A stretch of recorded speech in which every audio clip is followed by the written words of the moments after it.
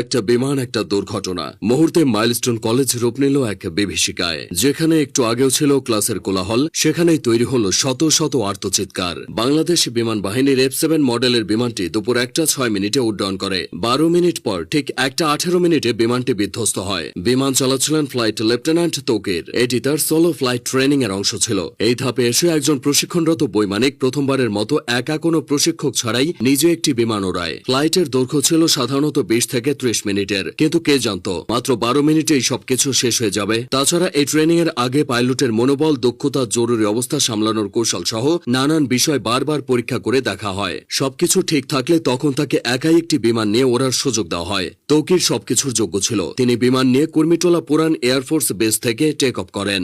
এরপর উত্তরা, দিয়াবাড়ি, বাড্ডা, হাতিরঝিল ও রামপুরার ওপর উঠতে থাকেন। তবে কয়েক মিনিটের মধ্যে কিছু সমস্যা দেখা যায়। সঙ্গে সঙ্গে তৌকির কন্ট্রোল রুমে রিপোর্ট করে জানায় যে তার বিমান আকাশে ভাসছে না, মনে হচ্ছে বিমান নিচের দিকে পড়ে যাচ্ছে। কন্ট্রোল রুম থেকে তাকে জানানো হয় তিনি যেন ইজেক্ট করেন তথা বের হয়ে আসেন। বিমান যখন নিয়ন্ত্রণের বাইরে চলে যায় তখন পাইলট নিজেকে বিমানের বাইরে বের করে আনেন প্যারাশুট সহ।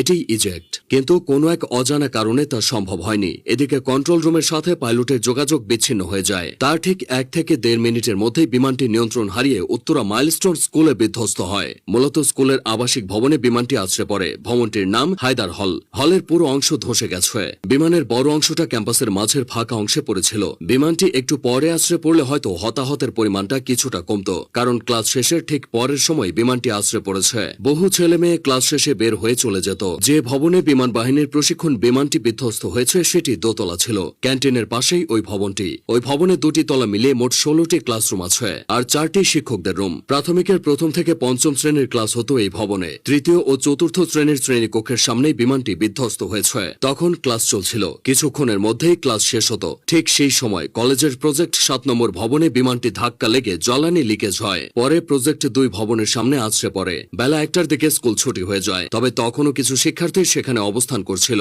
তারাই সবচেয়ে ক্ষতিগ্রস্ত হয়েছে। অনেক অভিভাবক বাইরে থেকে দাঁড়িয়ে শুধু দুর্দশা দেখেছে, কিছুই করার ছিল না। দুর্ঘটনা যা ঘটার তা ঘটে গেলেও কিছু প্রশ্ন থেকে গেছে। স্কুল কলেজ এরিয়ায় বাস ট্রাকের হর্ন আস্তে করার কথা বলা হয়। সেখানে স্কুল এরিয়ায় প্রশিক্ষণ বিমান ওড়ানো নিয়ে বেশ সমালোচনা হচ্ছে।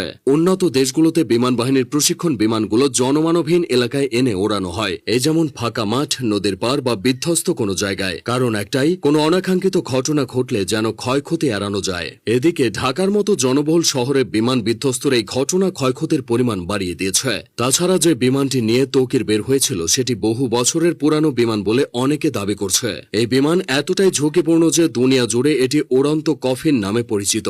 এই ধরনের দুর্ঘটনায় রেস্কিউ অপারেশন চালানো কঠিন। মাইলস্টোনের এই ঘটনায় ক্রিকেটার, আলেম ওলামা থেকে শুরু করে রাজনৈতিক অঙ্গন পর্যন্ত সবখানেই শোকের ছায়া নেমেছে। হতাহতের ঘটনায় মঙ্গলবার একদিনের রাষ্ট্রীয় শোক ঘোষণা করা হয়েছে। মাইলস্টোন স্কুল অ্যান্ড কলেজের ইতিহাসে এই ঘটনা দগদগে ক্ষত হয়ে থাকবে।